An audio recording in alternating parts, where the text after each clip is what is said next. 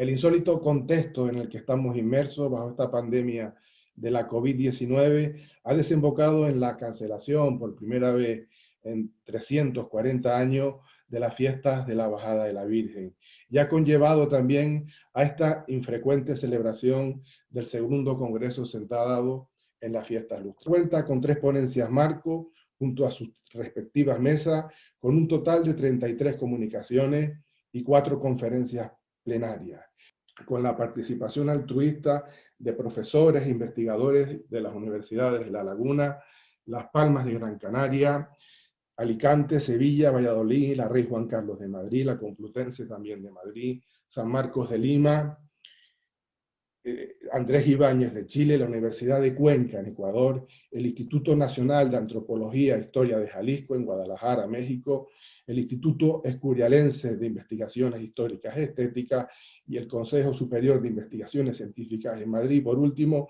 a un nutrido grupo de historiadores, filólogos, musicólogos y antropólogos. Alexis, tienes la palabra. Buenas tardes y bienvenido a este foro. Hola, buenas tardes. Espero que se me esté escuchando bien. Muchas gracias por la invitación a participar hablando un poco de los globos aerostáticos. Volar ha sido siempre uno de los grandes sueños del ser humano desde siempre, hasta el punto que fueron muchos los inventos que se idearon para lograr vencer la fuerza de la gravedad.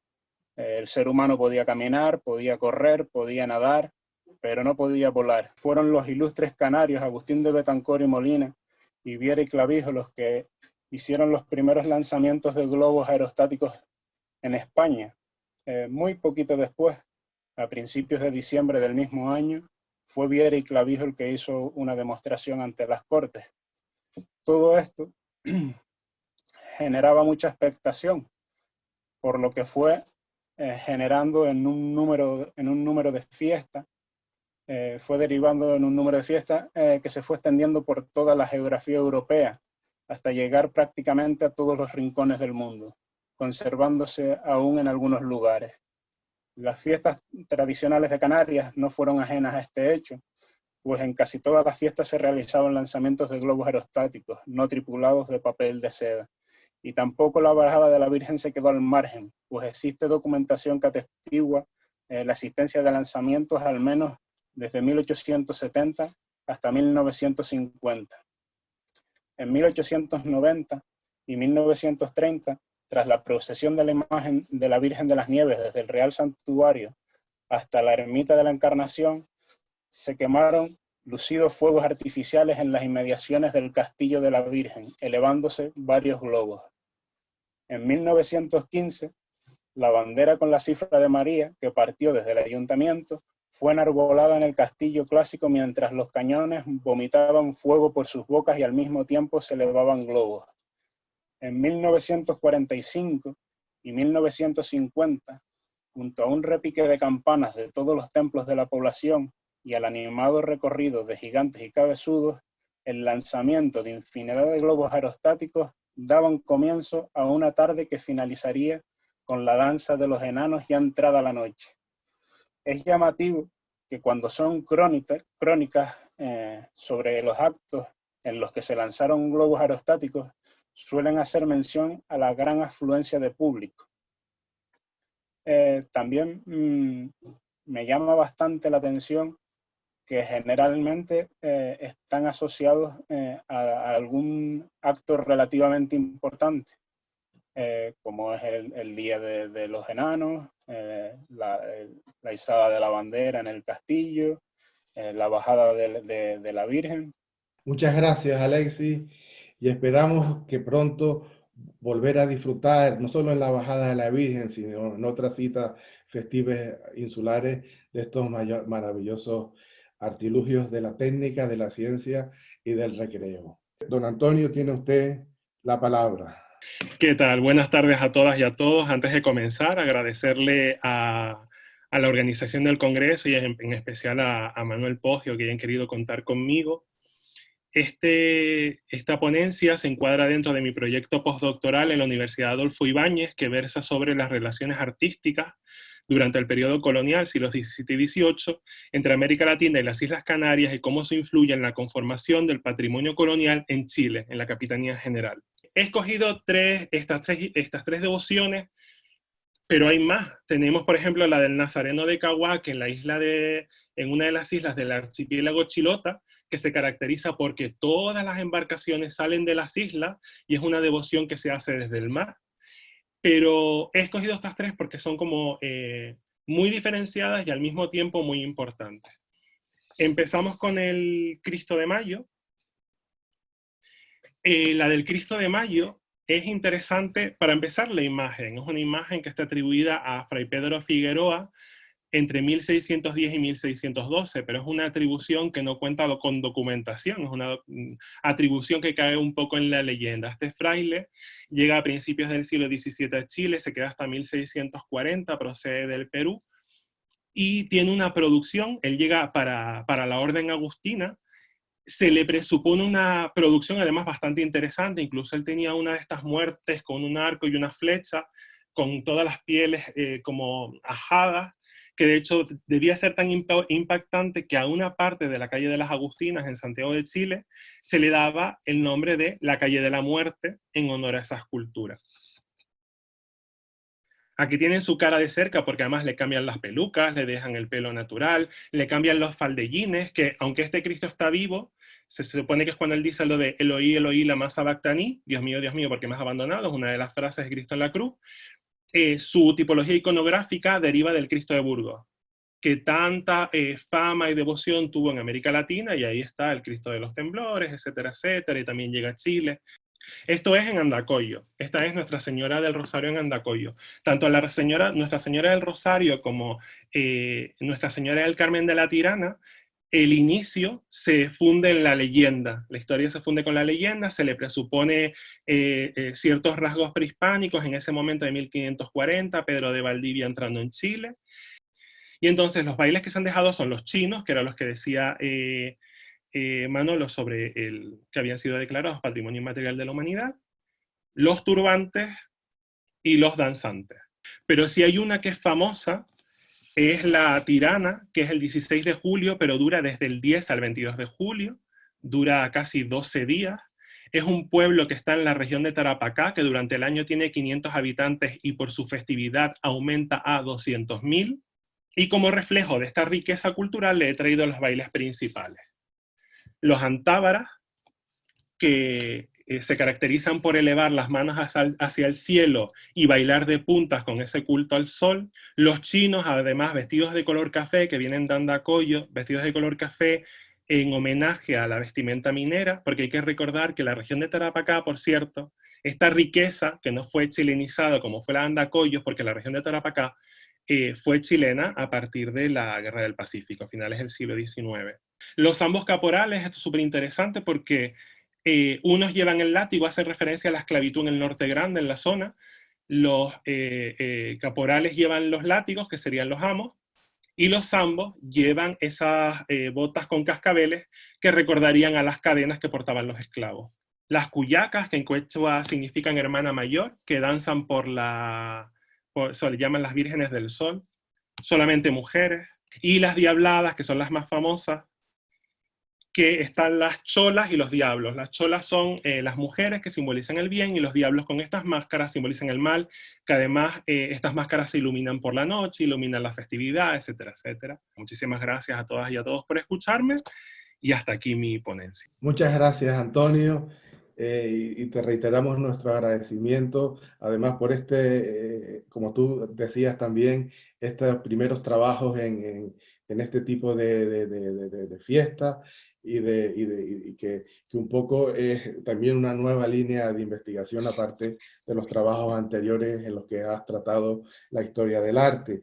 Good afternoon, Mr. Neil. Thank you very much, and you have the turn of the speak. Sorry, but my English. My Spanish. Thank you very much.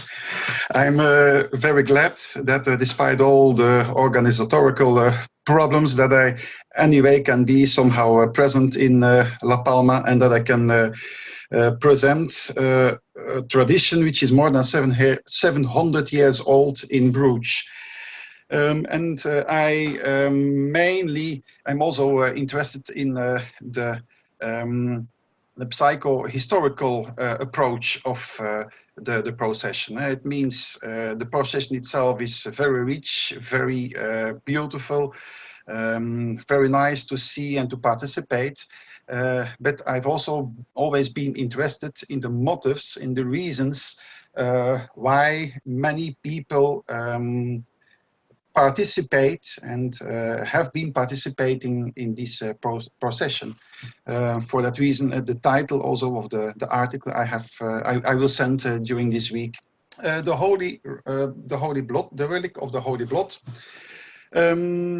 is already for probably not from the beginning, but definitely from the 14th century. Preserved in a small church, actually, the Holy Blood Church, named today. But initially, it was a church which was initially built for troubles, and in which the relic had to be hidden. It was during in the 16th century, during the 80 Years' War, during the French Revolution, and also during the First and the Second World War. For a few years, the relic was hidden to hide it, to preserve it for eventual destruction. But apart from these periods of short interruption, actually we can speak of a long century tradition, and that's also one of the reasons why in 2009, indeed, as the speaker already introduced, the procession was recognized by UNESCO as an exceptional, intangible cultural heritage. I also discovered during my research that in moments of heavy international tensions, there were extra organized processions with the Holy Blood to ask for help by God. Also, in some court cases, we can find in documents that also not the most high-ranked people sometimes tried to swear on the Holy Blood to prove their innocence when they were accused for something.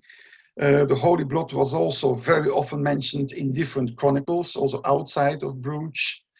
And as I said already, apart from the yearly procession on the 3rd of May, there were many other processions during the day. And sometimes it happens that there was more than one procession during the year. And I give some examples with the presence of Mary of Burgundy, Maximilian of Austria, the presence also of Charles, the Emperor Charles V. I bring also a few headlines of newspapers of what happens the last years.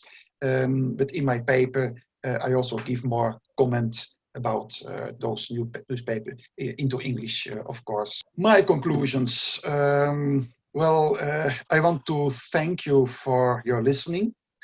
You are always welcome in Bruges. I can help you to find a splendid guide. You are also welcome for the Holy Blood procession next year on the 13th of May 2001, starting from 14:30. I wrote here 14. It is actually half an hour later. All details you can find on the website, which I also wrote in this PowerPoint presentation, but which I also give in my article in the bibliography. And of course, you always can send me an email with a nice or interesting message, which I, with big pleasure, will answer. Thank you very much. Thank you very much, Nils. Muchas gracias, señor Nils. Y esperemos que la publicación de los actas de este congreso, de esta conferencia sobre la bajada de la Virgen, ayude a conocer en España la procesión de la Santa Sangre de Brujas, de su antigüedad, de su historia, de sus orígenes y de toda esa variedad de manifestaciones festiva que reúne hoy en día. Y esta tarde, en cierta manera, hemos reabierto también esos canales que desde el siglo XVI conectaban la ciudad de Brujas con la isla de La Palma, por donde transitaron tantas mercancías, tanto azúcar, tantas piezas de arte y tantas influencias como hemos recibido en La Palma desde la ciudad de Brujas. Cerramos esta sesión. Thank you very much, Mr. Niels. Muchas gracias a todos los intervinientes, muchas gracias a los oyentes, y si ustedes lo estiman oportuno, nos volveremos a encontrar el próximo martes 18 de agosto, en el que seguiremos debatiendo, conociendo y estudiando pues, las diferentes manifestaciones festivas que pueblan nuestra cultura, y sobre todo también poniendo en valor las fiestas de la Bajada de la Virgen. Muchas gracias y buenas tardes.